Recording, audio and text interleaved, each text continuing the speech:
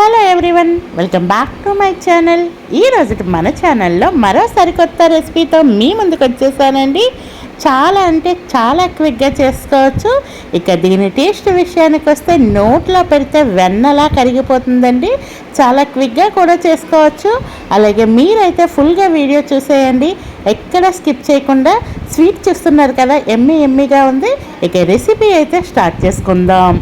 దీనికోసం అయితే కనుక స్టవ్ వెలిగించి కళాయి పెట్టుకొని 1 కప్పు వరకు పాలను వేసుకోండి. అలాగే 1 కప్పు పాలకి మరొక కప్పు వాటర్ కూడా వేసుకోండి. నేను తీసుకునేవి చిక్కటి పాలు కాబట్టి 1 కప్పు వరకు వాటర్ వేసుకున్నాను. అలా వేసుకొని దీన్ని మొత్తం కలుపుకుంటూ ఈ పాలు నీళ్ళు కలిపి పెట్టుకున్నాం కదా, రోల్ బాయిలింగ్ అయ్యేంత వరకు మరిగించుకోండి. మరిగించుకున్న తర్వాత ఏ కప్పుతో అయితే పాలు వేసుకున్నామో అదే కప్పుతో 1/4 కప్పు వరకు పంచదారని వేసుకోండి. వేసుకొని ఈ పంచదార కూడా ఈ పాలల్లో బాగా కరిగేంత వరకు కలుపుకుంటూ కరిగించుకోండి. ఇలా మరుగుతున్నప్పుడే 1/2 స్పూన్ వరకు యాలకుల పొడి వేసుకోండి. వేసుకొని దాన్ని కూడా మొత్తం అంతా కలిపేసుకోండి. ఈ యాలకుల పొడి వేసుకోవడం వల్ల స్వీట్ అనేది చాలా రుచిగా ఉంటుందండి. నెక్స్ట్ అయితే కనుక ఏ కప్పుతో అయితే మెజర్మెంట్స్ అన్నీ తీసుకున్నామో అదే కప్పుతో 1 కప్పు వరకు బియ్యం పిండిని తీసుకోండి.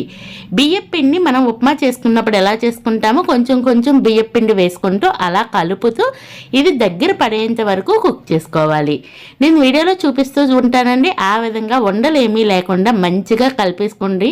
అలాగే ఈ లోపైతే మీకు వచ్చిన రిక్వెస్ట్ అండి, మన ఛానల్లో ఇంతవరకు ఎవరైనా సబ్స్క్రైబ్ చేయకపోతే ప్లీజ్ అండి సబ్స్క్రైబ్ చేయండి. వీడియో నచ్చితే లైక్ చేయండి. మీ ఫ్రెండ్స్ అండ్ ఫ్యామిలీ మెంబర్స్కి షేర్ చేయండి. ఇంకా మన ఛానల్లో మంచి రెసిపీస్ ఉన్నాయండి. మీకు టైం కుదిరితే కనుక వాటిని కూడా చూడటానికి ట్రై చేయండి. నెక్స్ట్ ఇది ఏంటంటే వెండి కొబ్బరి పొడి వేసుకుంటున్నాను. నేను ఇక్కడ ఎండు కొబ్బరి వాడుతున్నాను కదండి. పచ్చి కొబ్బరి ఉంటే పచ్చి కొబ్బరిని కూడా వేసుకోండి, రుచి ఇంకా బాగుంటుంది. ఇలా ఎండు కొబ్బరిని కూడా మొత్తం ఇందులో బాగా కలిసే విధంగా కలుపుకోండి. ఎండు కొబ్బరి ఎంత వేసుకోవాలి అంటే కనుక 1/2 కప్పు వరకు అయితే కనుక వేసుకోండి. వేసుకొని దీన్ని కూడా మొత్తం బాగా కలుపుకున్న తర్వాత 1-2 స్పూన్ల వరకు నెయ్యిని వేసుకోండి. నెయ్యిని కూడా మొత్తం అంతా బాగా ఇందులో కలిసే విధంగా కలుపుకోండి. ఈ నెయ్యి వల్ల మంచి ఫ్లేవర్ వస్తుందండి. యాలకుల పొడి, నెయ్యి వీటి వల్ల స్వీట్ టేస్ట్ అనేది ఇంకా పెరుగుతుంది. ఇలా మొత్తం నెయ్యి అంతా కలుపుకున్న తర్వాత కిందకి దించేయండి. స్టవ్ ఆఫ్ చేసేసిన తర్వాత గోరువెచ్చగా అయిన తర్వాత కాస్తంత ఆయిల్ కానీ లేదంటే గీని కానీ చేతికి అప్లై చేసుకొని నేను వీడియోలో చూపించిన విధంగా రెగ్యులర్గా మనం చపాతీ పిండి ఎలా అయితే కనుక కలుపుకుంటామో ఆ విధంగా స్మూత్గా వచ్చేంత వరకు కలిపేసుకోండి. ఇలా చూపిస్తున్నాను చూడండి, ఈ విధంగా కలుపుకోవాలి. ఇలా కలుపుకున్న తర్వాత చేతికి మళ్ళీ కాస్తంత నెయ్యిని అప్లై చేసుకొని చిన్న బాల్స్ లాగా అయితే రెడీ చేసుకోండి. ఫస్ట్ నేను వీడియోలో చూపిస్తూ ఉంటాను.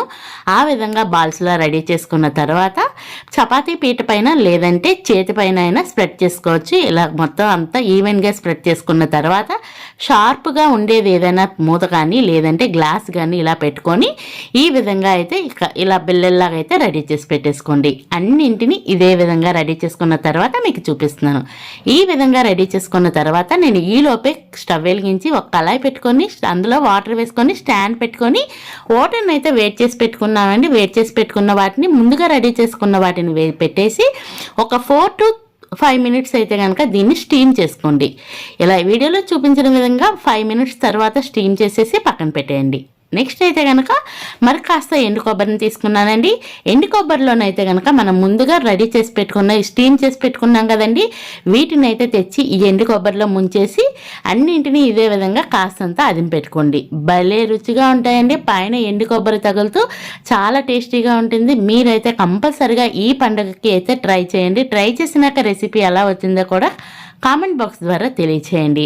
ఫైనల్లీ మన రెసిపీ అయితే రెడీ అయిపోయింది. Ready to eat. Thank you for watching. Please do subscribe.